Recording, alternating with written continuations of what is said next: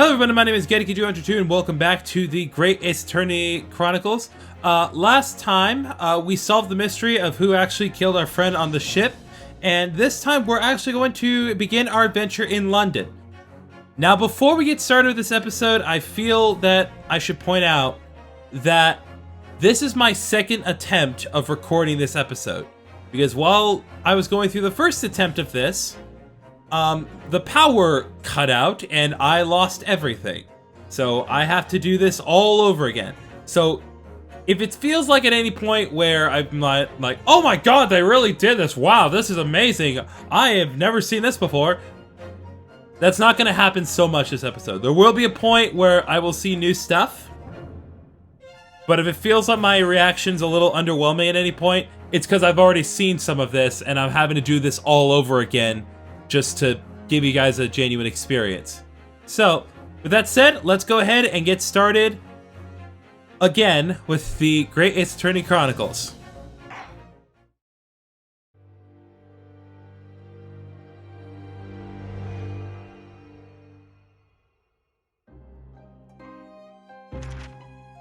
Glancing over my records of the late last century, I am faced by the events of a certain bitter winter.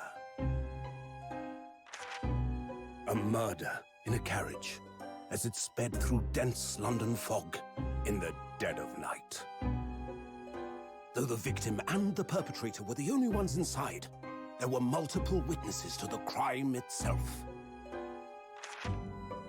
However, none could have imagined at the time that such a seemingly obvious case as this would end in such a horrendous manner.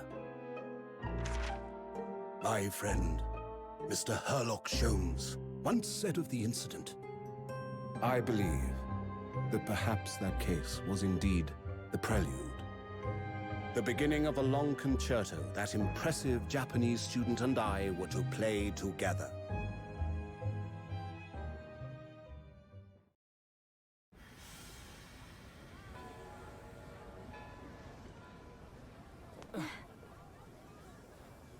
Amazing.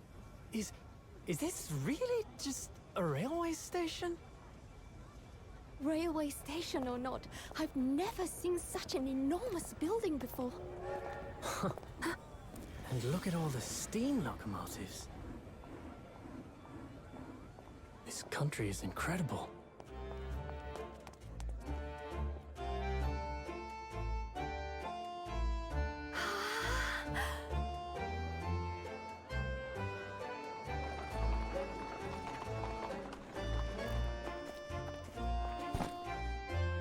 I feel like I'm dreaming.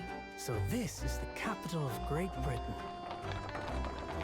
So, where to? Oh, hello. Climb aboard. I'll take you wherever you want to go. In that case, the Supreme Court in Whitehall, if you wouldn't mind. My pleasure. I suppose you're visiting students from abroad, eh? Yes. Thought so. Well then, I hope you enjoy your stay. And welcome to the centre of the world, Great Britain's mighty capital, London.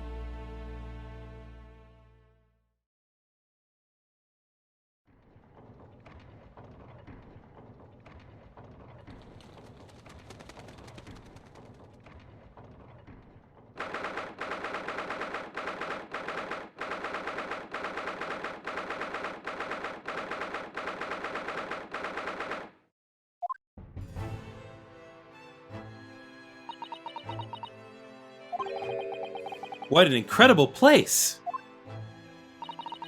It's so imposing. It's almost suffocating. This place is breathtaking. It looks like a fortress. There are some stone buildings like this in Japan now, of course. But they've only been built in the few short decades since we opened our borders to the outside world. An authentic example like this has quite a different impact, wouldn't you agree? Far cry from the wood and paper most of our buildings are constructed from. It's certainly unfamiliar.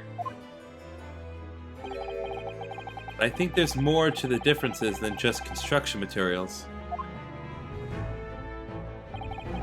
What is this place again? This is the Lord Chief Justice's office, Naruhodo-san, in the Supreme Court of Great Britain. The Lord Chief Justice. We had instructions to report here at this time, if circumstances were different. We were supposed to let the Lord Chief Justice know that we had arrived from Japan. But Kazuma can't. No. So instead, we are here in a different capacity. As envoys to report the news of Kazuma-sama's death.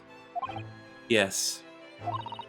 And having delivered his or her message, an envoy's duty is done. So, you'd have to return to Japan. If we want to remain here in Great Britain, I have to take Kazuma's place as the law student selected for the study tour. Yes, which means you need prerequisite qualifications as a lawyer. Which is what I've been studying for. Here in Great Britain, it is the Lord Chief Justice who appoints lawyers. So that's the second reason why we're here, to have you officially recognized as a lawyer. It's the only way that we'll be able to remain here in London. I hope I'm up to scratch. Ah, good morning. Sorry for keeping you.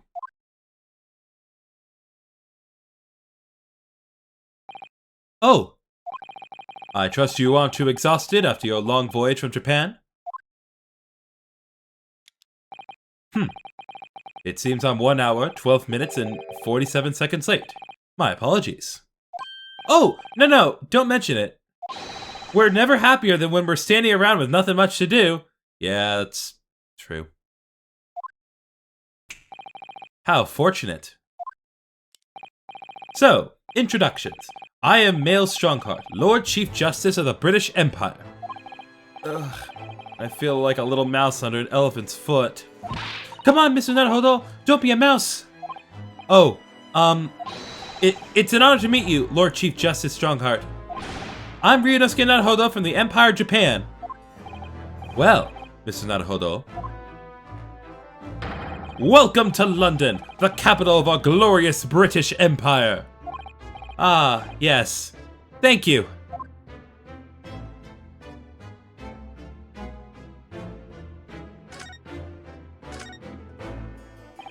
So, what are your impressions of our capital so far?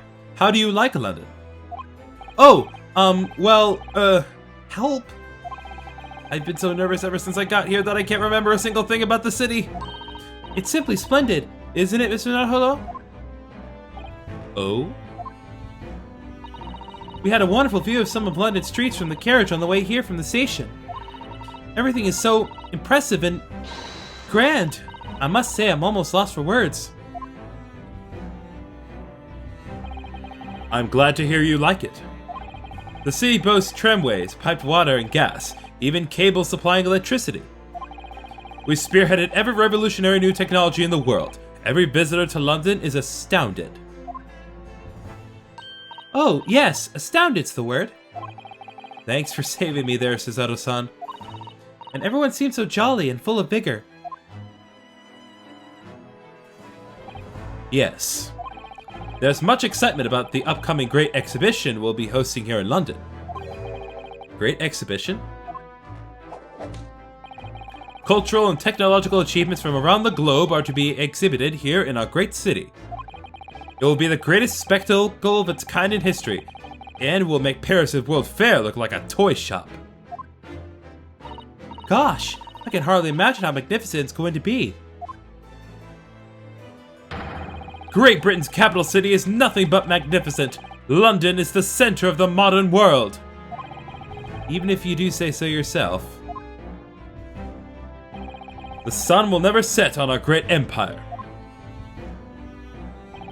Perhaps it is fate that in these progressive times, we welcome visitors from the land of the rising sun.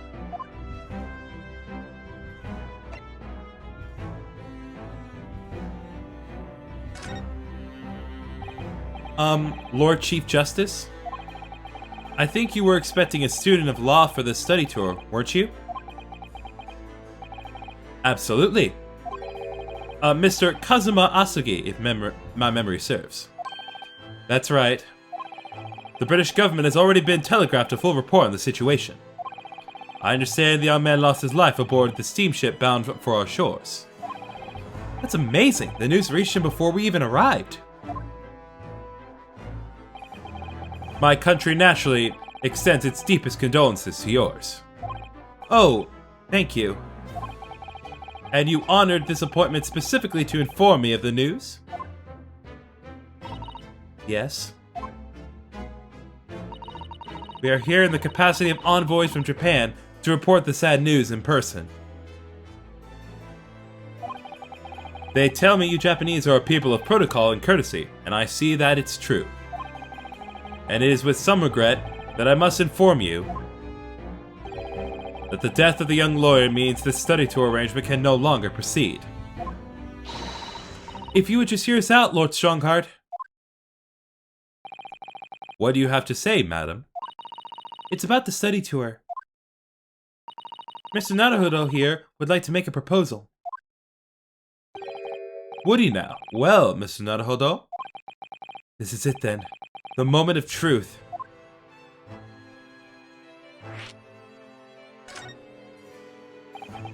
The thing is, Lord Justice, Lord Strongheart, I was wondering if perhaps you would consider allowing the study tour to go ahead?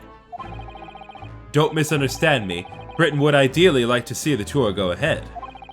But without a lawyer from your country, there's nothing to be done.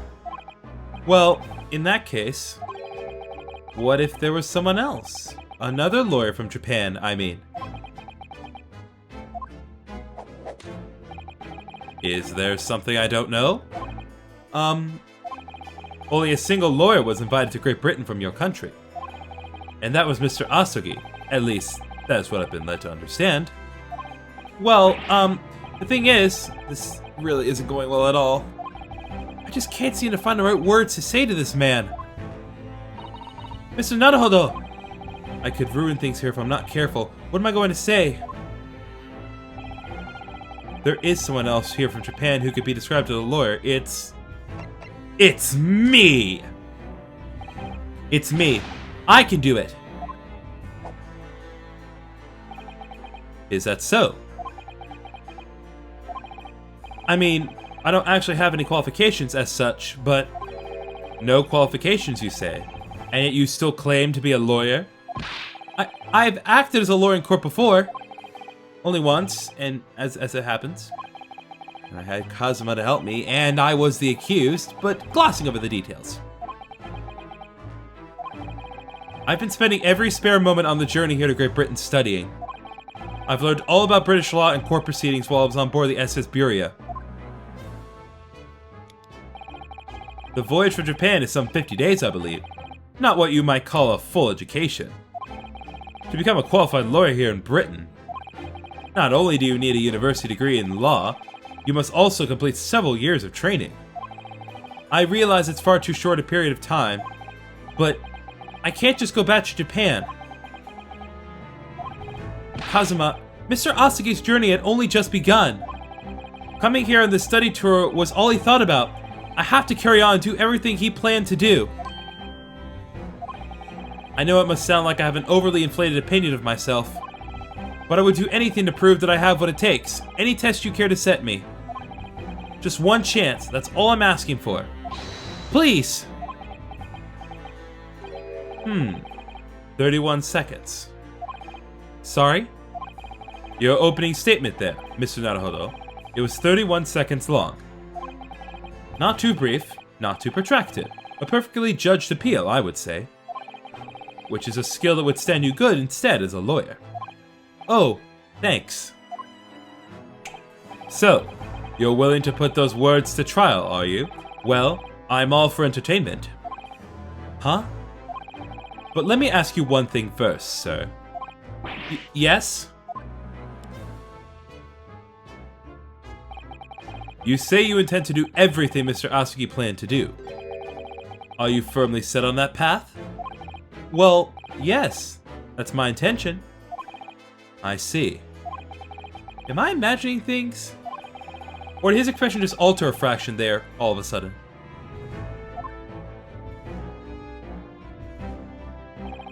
Very well. You have your wish. I'll give you a chance. A test to become a specially certified lawyer. Whether you pass or fail is entirely down to you. Really?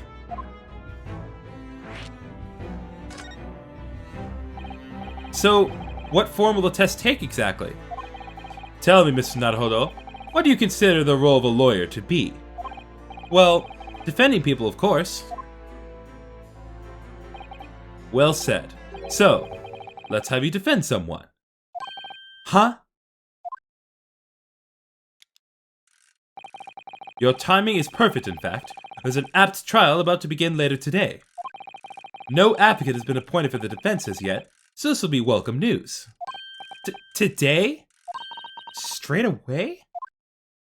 If you manage to secure a verdict of not guilty, you'll have passed my test. What could be simpler? Ugh, how do I get myself in these situations? Well, could I ask, what sort of trial is it, Lord Strongheart? Yes. Good question. Ah, I remember. It's a murder trial. A murder? An extremely simple case, I understand. You can't really lose. That's easy to say. But I should mention, just in case. If the defendant is found guilty, he will of course be sentenced to capital punishment. Capital punishment? He'll be put to death? Here in Great Britain, murderers are sent to the gallows without exception. Presumably, you read that much in your short sea-based introduction to British law? We can't possibly agree to such a test. We would be toying with a man's life. I am the Lord Chief Justice, and I've decided it's acceptable. But you can't do that, can you? There's no need to overcomplicate this. All you have to do is ensure that you don't lose. So the defendant may live or die, depending on how well I perform in court? If I lose, he'll be hanged. Mr. Naruhodo, you've come to me claiming to be a lawyer. If you want me to take you seriously, you need to prove you're willing to do a lawyer's job. And you say you intend to see through the will of your compatriot, Mr. Asagi? I would like to understand just how far you're willing to go in order to make that happen. He's testing my resolve. What's the matter? You've fallen silent. I'm sorry, but time is pressing. The trial begins shortly. I need an answer from you now. What's it to be? What do I say? Do I agree to this absurd test? I'll do it. Alright then. If I have to give you a decision now, my answer is... I can't do it! I can't get the words out! 15 seconds. Your decision making needs work if you want to be a lawyer. That was too slow.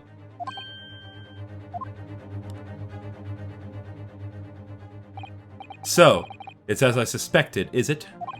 Sorry? You have noble intentions, but lack the resolve to see them through. The test is cancelled. Thank you for stopping by. Go and acquire your ticket for passage back to the East tomorrow. This conversation is over. Yes, Lord Strongheart. Thank you for offering me a chance. Mr. Naruhodo. I'm sorry, Mr. Sato, but what could I do? It's alright, I understand. You do? It's not an easy decision to choose whether to defend a man in these circumstances. But resolve has absolutely nothing to do with it. What are you trying to say, madam? I think what Mr. Sato means is that no matter how badly I'd like to be recognized as a lawyer and stay here in Great Britain, to risk another man's life by treating his one and only chance at trial so trivially would be utterly unforgivable, and I feel exactly the same way. I'm sure the defendant won't see this trial as a test, as some kind of experiment.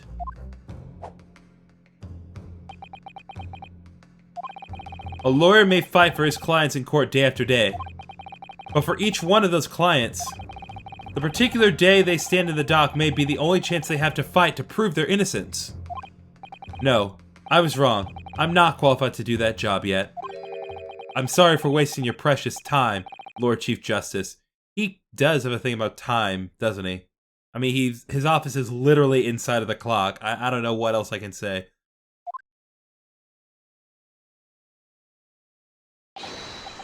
Wait, Mr. Naruhodo. Oh, was there something else? It's approximately 20 minutes by carriage to the Old Bailey from here. If you leave immediately, you should still be there in time. But I just said that I was quite serious in what I told you. The defendant in this case has literally no one to advocate for him. What? At this point, he can't hope to find someone to represent him. The trial will begin without a defense. And if that happens, there's only one possible outcome. He'll receive the most severe sentence the judge can pass down. But that's awful! But that is the truth. Why does it have to be like this? Please don't expect an answer to every question. Oof. The cold, hard truth of the matter is that there is only one person now with a chance to save this man from a very miserable end. And that is you. I'm really his only hope? So, what do you say now, madam? Me? What do you mean, Lord Strongheart? You said it wasn't an easy decision to choose whether to defend a man in these circumstances, and I agree. But in my estimation, it is purely and simply a matter of resolve. Oh! Our time is up here. I have a meeting to attend. I must leave in 2 minutes and 16 seconds. So, venture into our great city and enjoy yourselves.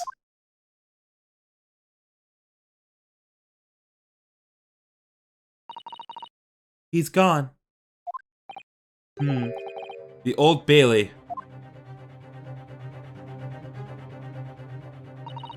If we're going to do this, Mr. Naruhodo, we must leave at once. Alright, let's just go ahead and move to the next location.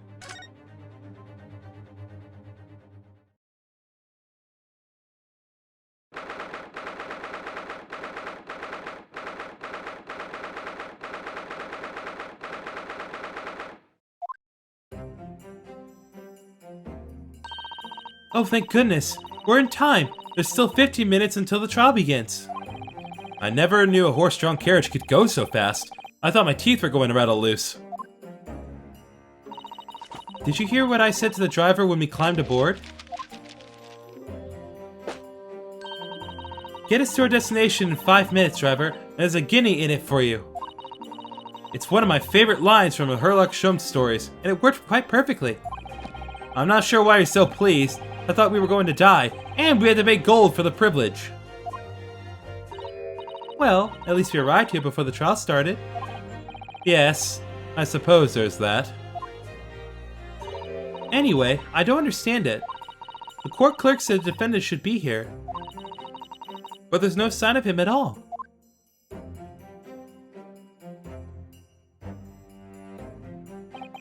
So this is the Old Bailey.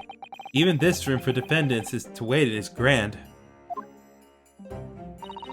Are you alright, Mr. Naruhodo? I'm feeling tense, that's all. This place gives me the same sense of foreboding that I remember from the Supreme Court in Japan. An oppressive air, almost as if the building itself is going to crush whoever is about to be sentenced. I feel like it's only yesterday I was the one about to be crushed. Yes, whoever the man you're to defend is, I imagine he's feeling very alone at this moment. Top of the morning to you, madam! Sir!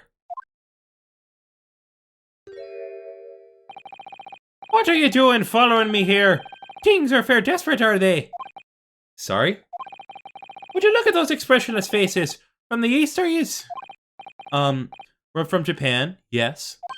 Ah, Japan is it? Right, say no more. So, how much do yous need? No, we're just here because... No need to explain, fella. I've been there myself, so I have. No place to go, nothing to eat, barely a penny to your name, and all while in a strange, faraway land. Well, actually, we haven't found a place to stay yet, no. 'Tis grand, 'tis grand. Let me start by giving you 1,000 guineas. Say nothing now. Ha! 1,000 guineas? Please, Mrs. Otto, you don't have to shout. But 1,000 guineas is enough to build an entire mansion in the most prestigious area of Tokyo. What? 'Tis nothing to me at all. I like to ensure I have sufficient funds to weather a rainy day, you see. I have enough wealth to buy the city of London toured 3 times over. Could that much rain even fall in one day? Well, even so, we couldn't possibly accept such a large sum of money. Ah! That hit me in the eye. Don't get me wrong, fella. I'm not giving to you no strings attached. I'll be wanting you to do something for me. Oh? To be honest, 'tis a little embarrassing. The trial that's about to begin, you see, it's for my good self here. I'll be in the dock. So now, what I want you to do is come along with me and stand there beside me. Officially, you'd be my lawyer, but that's just a little detail now. Oh, well, the thing is, don't worry about a thing. All you have to do is stand up there next to me. Nothing more. Otherwise, you see, the trial is going to start without me having any kind of representation at all. So it was true. The Lord Chief Justice wasn't just making it all up. I'm terribly sorry to have to ask, but does that mean you're the defendant in this trial? Bluster and blazes, do you not know who I am? Me? One of London's biggest names? No, sorry. We've only just arrived in the city, you see. I see. I suppose it isn't altogether impossible. Well, just next to Hyde Park in the centre of London is another beautiful park. Sorry? A park? What? 'Tis called McGilded Park, full of blossoming flowers in the spring and singing birds and whatnot. I donated to the city, so I did. An entire park? In central London? A city of smiles. That's my vision for London. There's nothing Magnus McGilded wouldn't do for the city and its square old people. That's amazing. I mean, really extraordinary. Ah, but now they've the gall to say I'm a good-for-nothing criminal. Me, Magnus McGilded. What is the matter with the London police, I ask you? All right, don't pass out. Mr. Naruhodo, perhaps now would be a good time to introduce ourselves while the gentleman catches his breath? Good idea.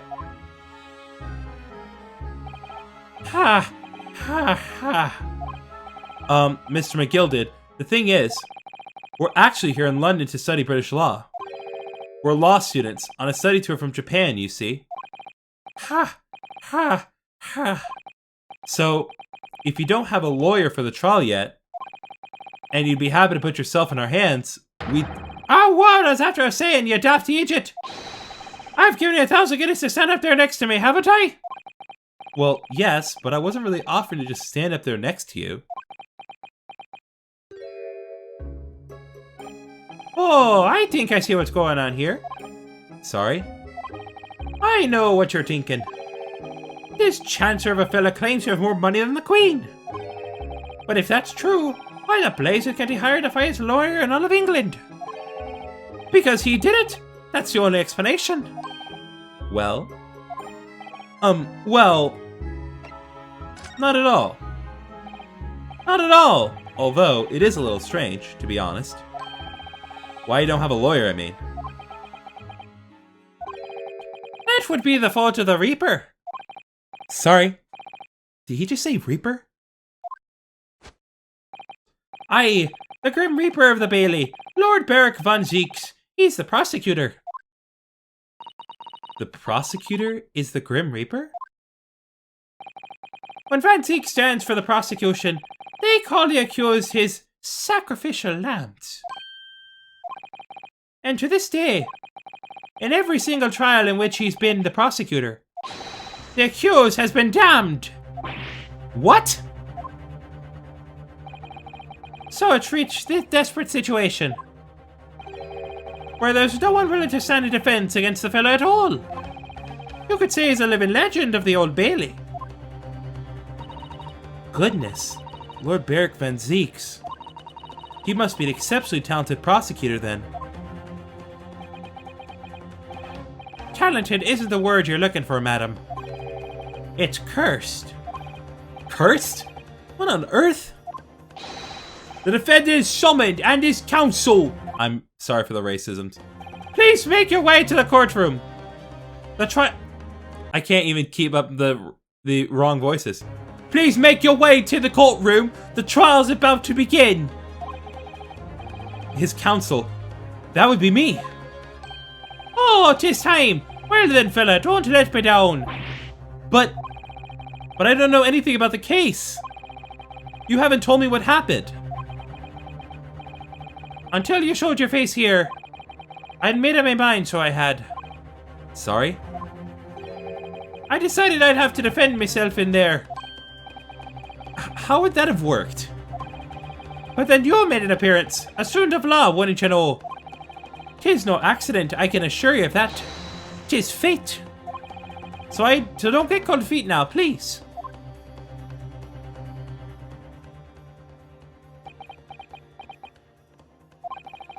I literally know nothing about the case, or about this man who stands the accused. In fact, the only thing I do know is that I can't just turn my back on him.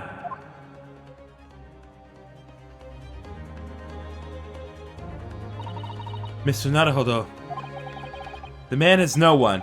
He'll have to stand alone in that courtroom, armed with nothing to defend himself.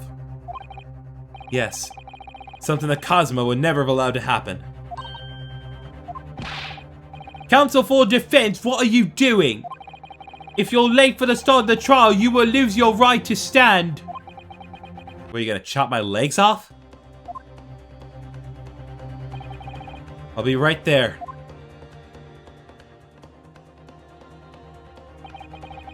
It's happening then. My first trial in a British court. I hope you're watching over me, Kazuma. Because I have no idea how I'm going to manage this.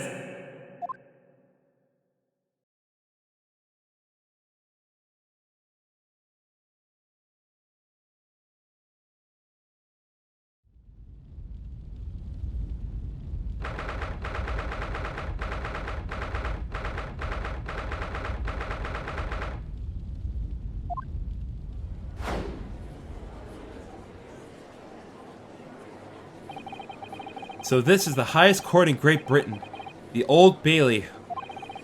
The centuries of history of this place is palpable, isn't it? It's so different to the Supreme Court in Japan. It feels both imposing and serene at the same time. The atmosphere almost makes words redundant. Whatever the country, determining a person's guilt or innocence is always a solemn affair. May I say something, Mr. Naruhodo? Oh, yes. What? Your eyes look ready to pop out of your head again. I know, but I just can't help it.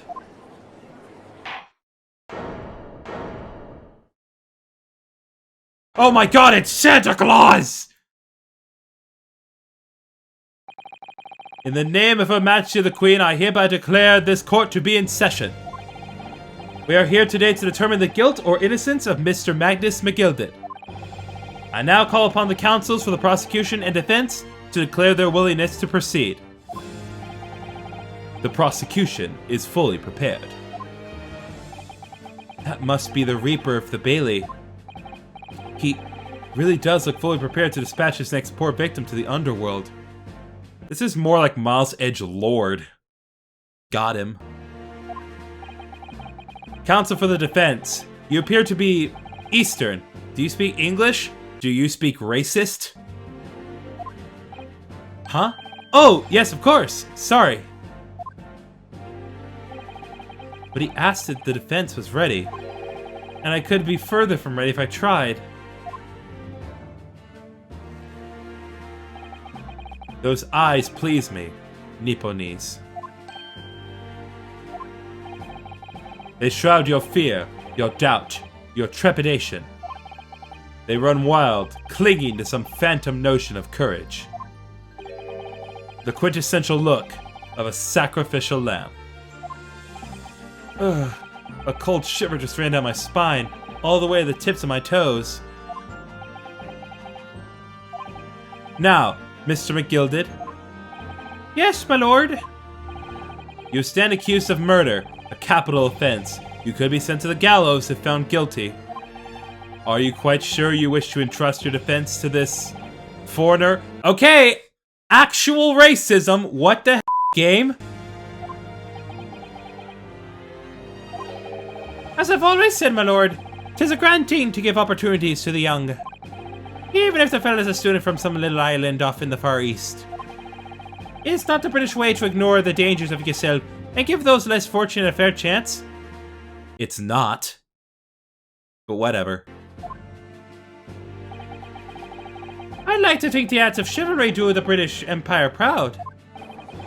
Listen to Mr. McGilded. What a fine gentleman London has in him. Did you hear that he donated £5,000 to the government the other day? Mother, please, may we go and play in Mr. McGilded Park? It seems as though everyone in the public gallery is firmly behind Mr. McGilded. That's definitely welcome news, and he certainly has a way with words. I'm surprised he couldn't convince anyone to defend him. Eloquently put, Mr. McGilded, and most laudable sentiments. Now, ladies and gentlemen of the jury, I'm sure I need hardly remind you that you 6 members of the public have been selected for your impartiality. Are you ready to proceed? Yes, my lord. If the task is to send rotters to the gallows where they belong, I'm more than ready. At the manor, his lordship always says we should dispose of rubbish promptly. Naturally, I agree. Ha! Any criminals here will soon be wishing they never set eyes on me.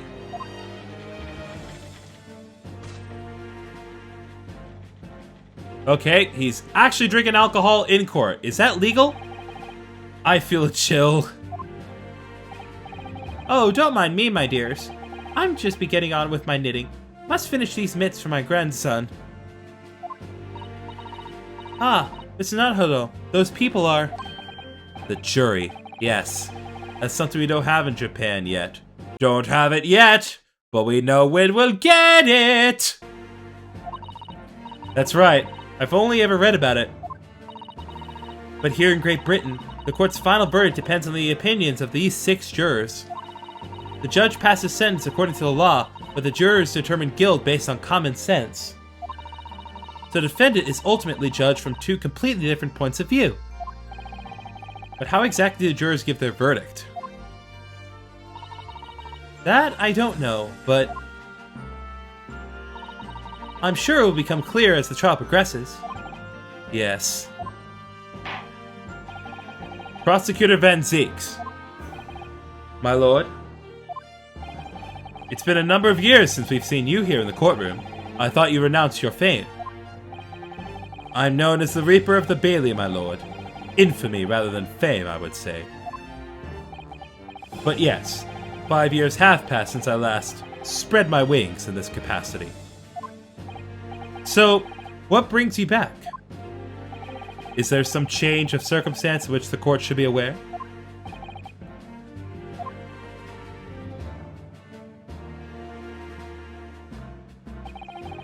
I leave that to your imagination, my lord.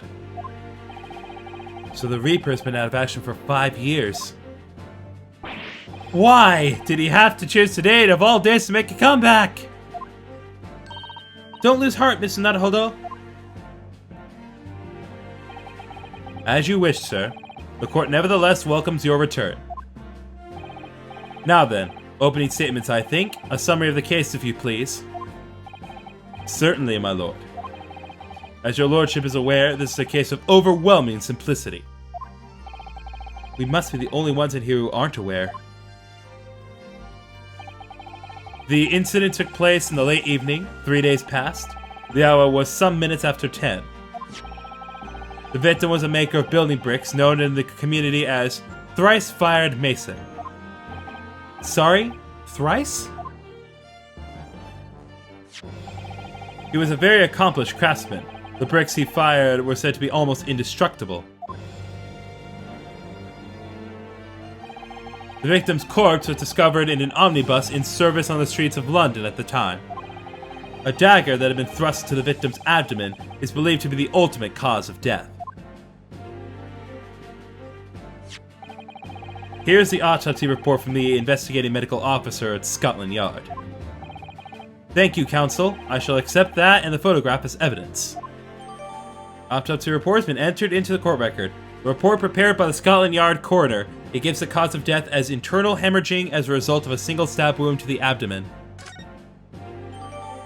Photograph of the crime scene has been entered into the court record. Photograph of the victim taken on the omnibus. The knife in his abdomen is clearly visible, but his face is partially obscured from the view by an old crooked hat. And one further item of evidence. The prosecution wishes to submit these as well. And these are... Good lord! Is that blood, counsel? Yes, my lord. Seized by a policeman who arrived at the scene. These gore-soaked gloves were taken from the hands of the accused when he was arrested. What? Mr. McGilded's gloves had blood on them?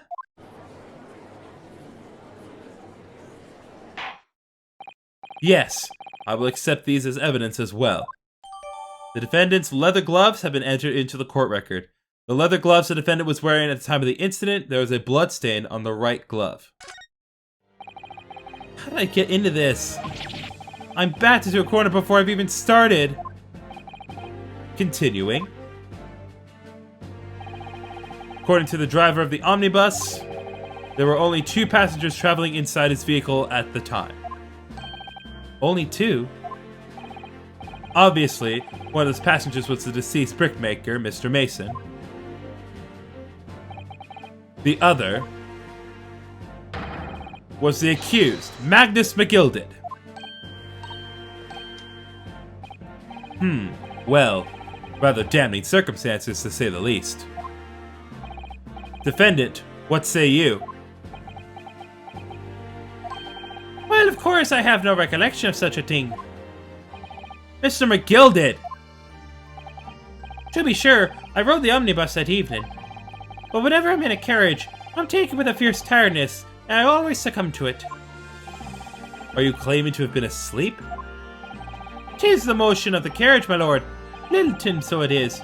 So, and when I opened my eyes again... 'Twas a desperate sight before me. The body of a man I'd never laid eyes on before in me life. Now I ask you, what good-hearted soul wouldn't rush to help a fella bleeding from in his stomach? I wasn't about to start worrying about my gloves now, was I? I reached out to give the man a hand. So the blood got into the gloves then, after the man had been killed. Unfortunately, that statement of the driver's is only the beginning. What? That's not all of it? There were multiple witnesses to the precise moment at which the brickmaker was fatally stabbed.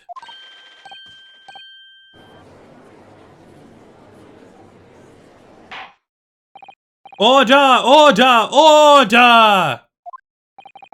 When the killing took place, only the victim and the accused were inside the carriage. And there were witnesses to the crime. This is not just a case of compelling evidence. It's the nail in the coffin for the accused.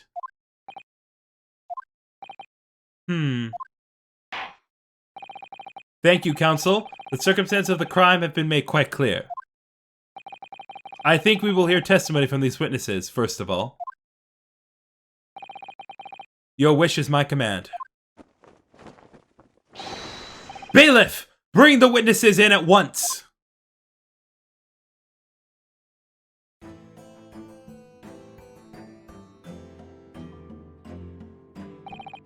Witnesses, your names and occupations.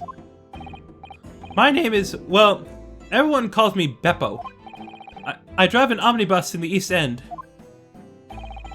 Bruce Fairplay. I'm a banker in the city.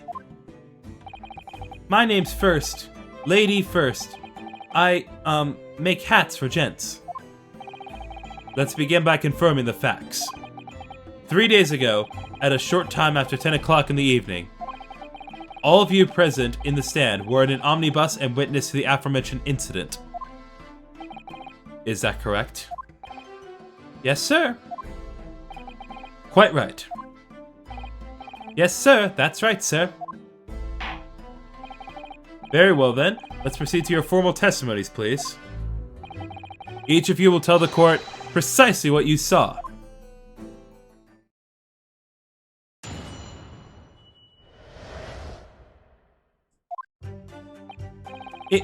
It was the last bus of the evening, so I had few customers.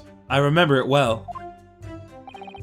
The victim and the man accused of killing him were sat next to each other inside the bus.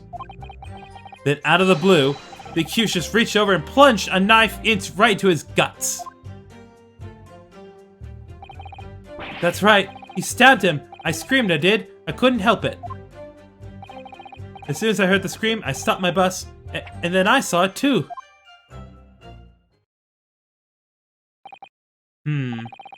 Unambiguous testimony, I must say. Exactly, my lord. These men witnessed the incident in the omnibus with their own eyes. I'd like to ask a question, if I may. Yes, counsel? Well, this testimony makes absolutely no sense to me whatsoever. Why not? Well, the incident took place inside a moving carriage, didn't it? As has been clearly stated from the outset, yes. Well, in that case, how could those two witnesses possibly have seen what happened? There's no way they could have seen the inside of the moving carriage.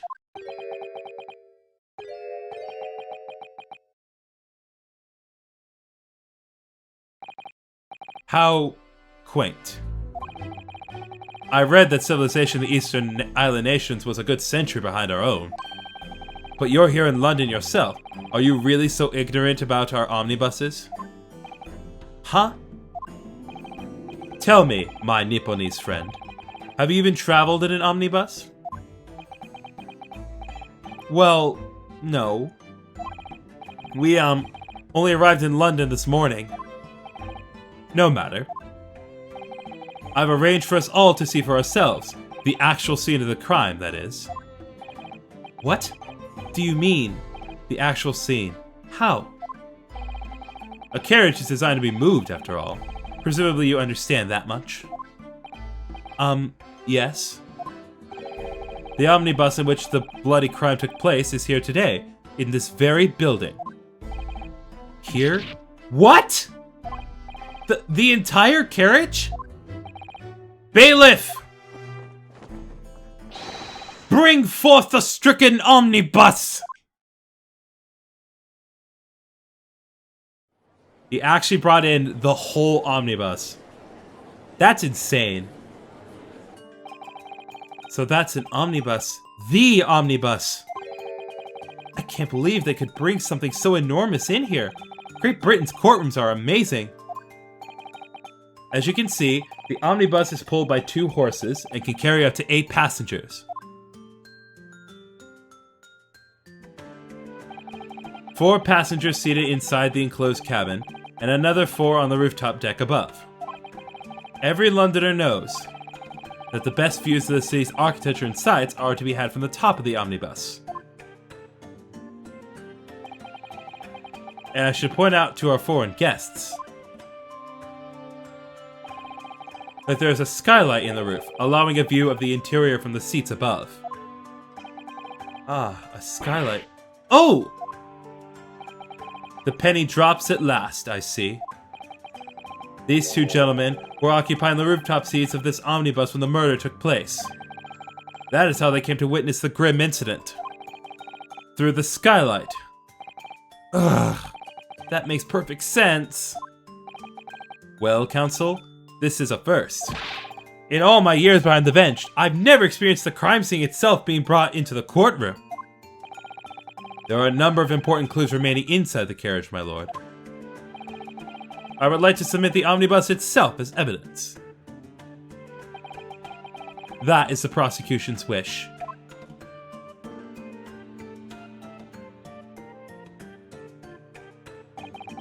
Very well. I see no reason why not. This omnibus is hereby formally accepted as evidence. Omnibus has been entered into the court record.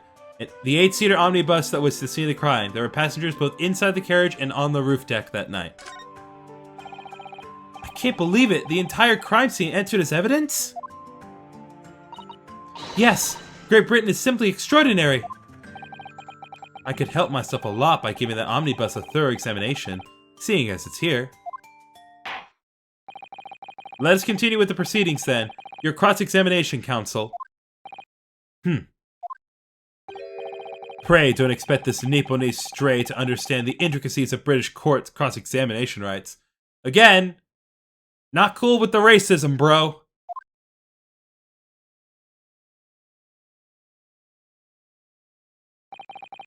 Alright, my first cross-examination of British court. Focus, Ryunosuke. Focus. I like that he has the sword with him, even now. Like, I really appreciate that detail.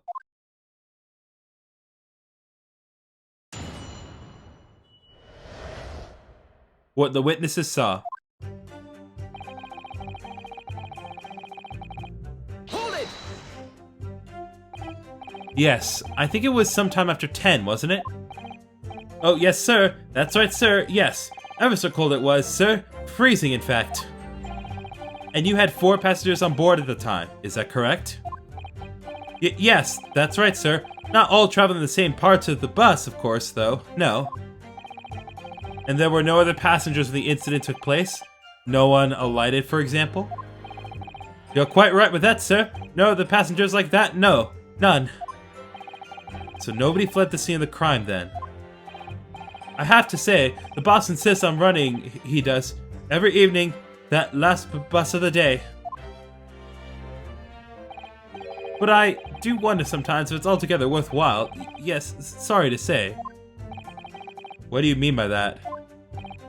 Well, with it being so cold and everything, and only making 20 pence on the run, you see. Yes, I spend that much at the pub on the way home, just trying to warm up again.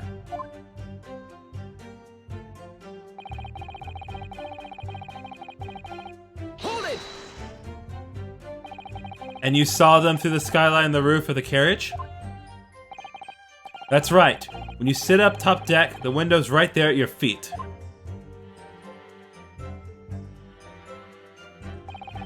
There was a lamp on inside, so I had a perfectly good view. The two of them were wearing hats, and I couldn't exactly make out their faces. But there's not a shred of doubt in my mind that it was Mr. McGilded. How can you be so sure? Well, how can I put it politely? Mr. McGill is a gentleman of rather small stature. I couldn't have mistaken him for anyone else. Let's not forget that when the vehicle came to a halt, the only people inside the enclosed cabin were the deceased Mr. Mason and Mr. McGilded. There's no room for doubt here. I really wish there was.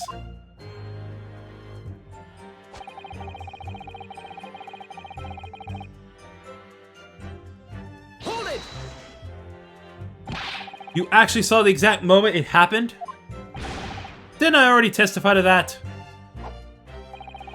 Or are fair dinkum, hard-working city bankers not considered trustworthy these days? Oh, no, I didn't mean that. This is no good. I've really got his back up. Perhaps you could just tell us what you saw in a little more detail, if that's... My lord! Juror number 3, what's the meaning of this? My mind is made up, my lord.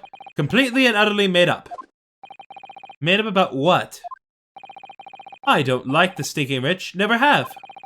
They're always up to something or other they shouldn't be. Every one of them. And that little leprechaun of a man is no exception. Well, he can't fool me.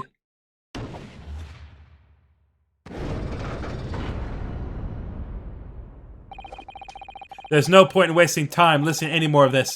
That's my opinion on the matter anyway. That's precisely what I was about to say. As the foreman of the jury, it's my duty to set a good example to my fellow jurors.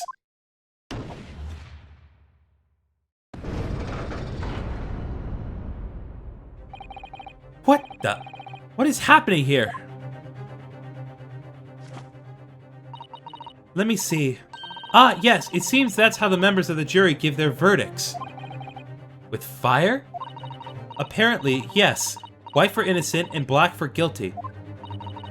As the 6 members of the jury make up their minds about the case, one by one, they each cast a ball of fire into the great scales of justice, as we saw a moment ago. So if those enormous scales fall completely to the black side, does that mean... Let's do our best to make sure that doesn't happen. Ugh, now I'm even more worried than I was before. Very well.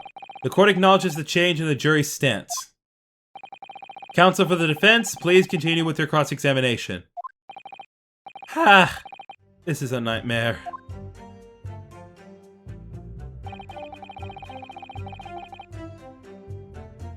Hold it! He stabbed him, you say? And you were sitting up on the roof deck, were you? Yes, that's right, sir. I was up on the roof seats. I remember seeing the little gent sitting next to the fellow that was stabbed. I'd been thinking about a new hat design, you see, so I was just gazing absent-mindedly around. But then I happened to look down through the skylight. It was sticking right out from his belly, that huge, great knife! A grim sight indeed. Ah, that didn't help me at all. The jury look like they're even more convinced my client did it than they were before. That appears to have made everyone even more dubious that Mr. McGilda is telling the truth. If only we had some evidence to counter their suspicions. Mr. First! Oh, yes, sir? Is this the knife you saw? Oh, good grief, yes, that's it. The very one, sir. Is that? Yes, counsel. This is the blade that was driven into the victim's belly like a stake through the heart.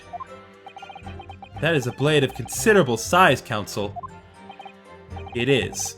And furthermore, the scabbard is emblazoned prominently with a certain initial.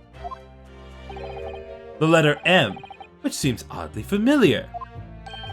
Ugh, please, no. M. For Magnus, perhaps? Or McGilded, possibly. Take your pick. It seems his particular big name in London made a magnificent mistake. Objection! But there are M's everywhere.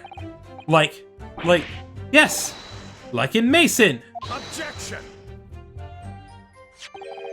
This blade is far too extravagant for a poor brickmaker to have owned.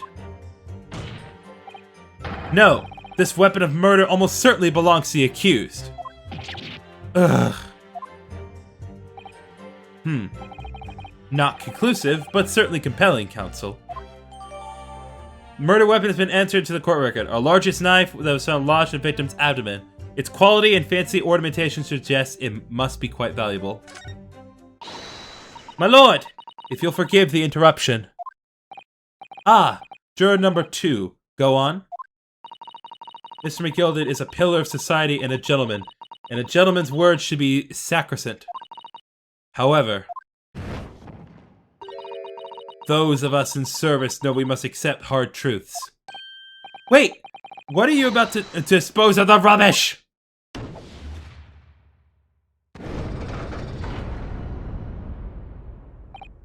No! I don't wish to cause offense, but I do like to eradicate all traces of filth and grime.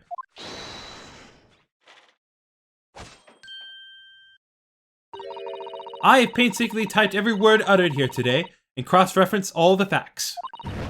As such, I am now in a position to draw the only logical conclusion.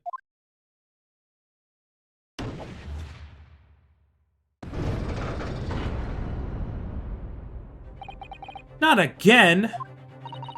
That's 4 out of the 6 jury members who proposed a guilty verdict. There are only 2 left. We've had it. Every time I press these witnesses for more information, I just make the situation worse. Nevertheless, what we need more than anything at the moment is more information. We're still very much in the dark. I suppose I'll just have to keep pressing the witnesses, knowing that more sparks may well fly. We mustn't give up hope that we'll uncover something that will give us a way to fight back. But... alright, I'll keep trying. I can't give up. I'll just need to keep calm and listen to the witnesses' statements again.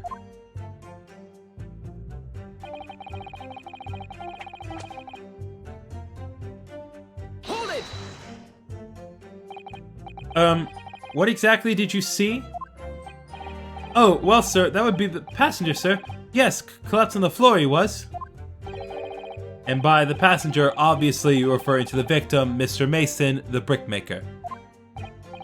And then the other passenger had a knife in his hand, like this.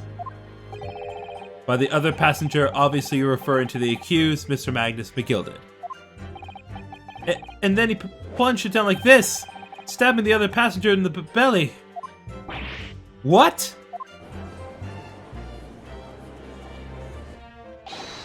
My lord, I wish to speak. Yes, juror number 5. Do I take it that you too? As the master of the London Guild of Coachmen. Yes, I really did do this voice in the first attempt of this. The idea of murder being committed in one of the city's carriages is utterly abhorrent to me. It wouldn't be right to make a decision before hearing all the facts, though, I said to myself. But I've heard enough now. The horse has bolted, as they say. No, please, just keep an open mind. Giddy up now, Silver Blaze. The finish is in sight.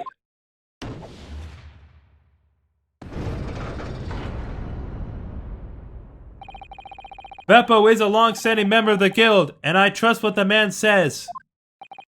Oh, thank you, sir. You're too kind, sir. Ugh, this is too unkind, sir. Which now means that 5 jurors agreed to condemn this man.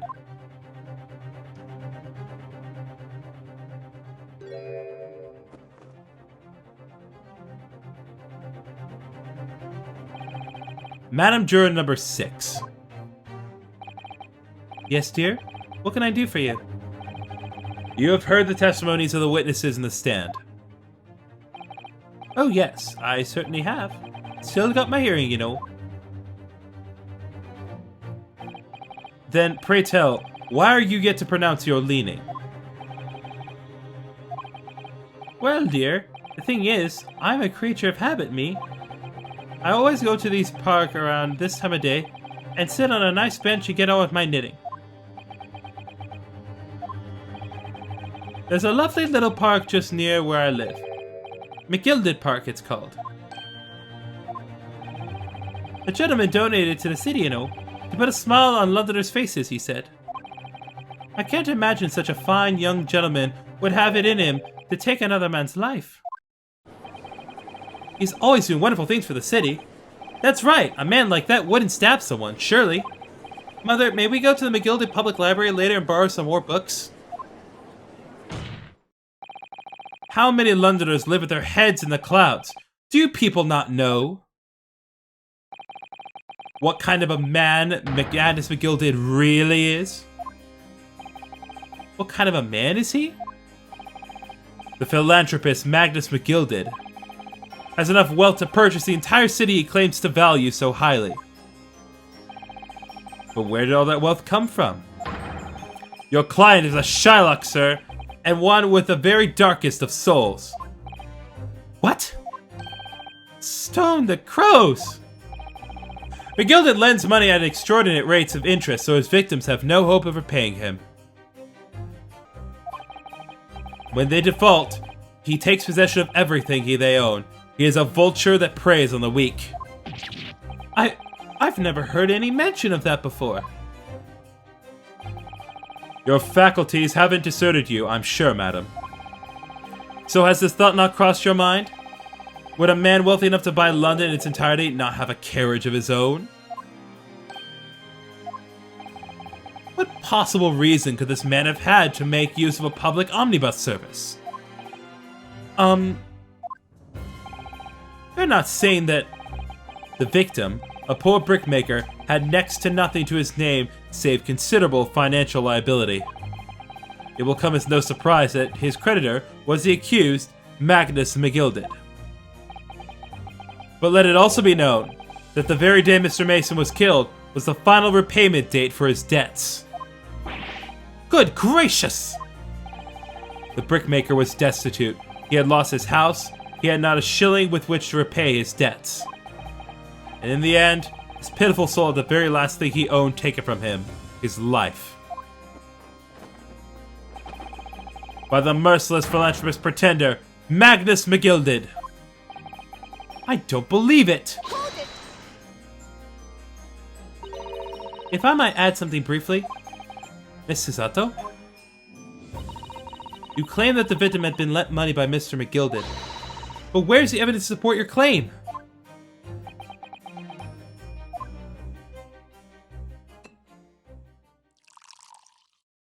Okay, seriously, is it just legal to drink alcohol in the courtroom? What the heck? Pray forgive the discourtesy of filling my hallowed chalice in a court of law. Ha! There it is! Lord Van Zeek's hallowed chalice! How can this be considered acceptable? Thank you! But I find myself in unexpectedly good humor. I had heard ladies from the Far East could show great courage, but I didn't expect to experience it myself. As judicial assistant to the defense, I'm simply doing my job. What a pity that your display of courage is in vain. This is the debtor's ledger, with details all monies loaned by the accused. You will find the victim's name clearly recorded inside. Oh. Allow me to present this ledger as evidence. And pray forgive the discourtesy of raising my chalice in a toast to the enigmatic East at the same time. A marvelous toast, counsel. I will gladly accept this new evidence. The debtor's ledger has been entered into the court record, a catalog of people who had borrowed money from the defendant at a high rate of interest. It includes the victim, who owed 20 guineas. Ah yes, 20 guineas. The victim owed a considerable sum. And the accused made quite certain he had ample recompense. Well, it would seem I've had the wool pulled over my eyes. Regrettably, madam, that is the modus operandi of the accused. And it is such a pretty little park, too. What a scoundrel! Still, maybe it's all for the best. Well, wait a minute. Let's think about this a little more before. I don't stand for nonsense!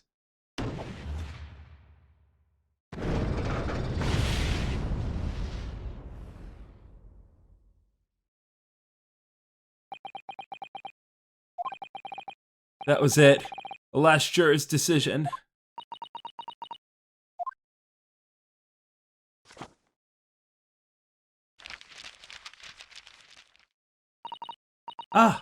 According to this Encyclopedia of British Law, when all members of the jury have concluded that the defendant is guilty, court proceedings are suspended and the presiding judge will deliver the final verdict and sentence. That's what it says here. The final verdict. It's over then. Oh! There's a footnote, though. A footnote? However, the defense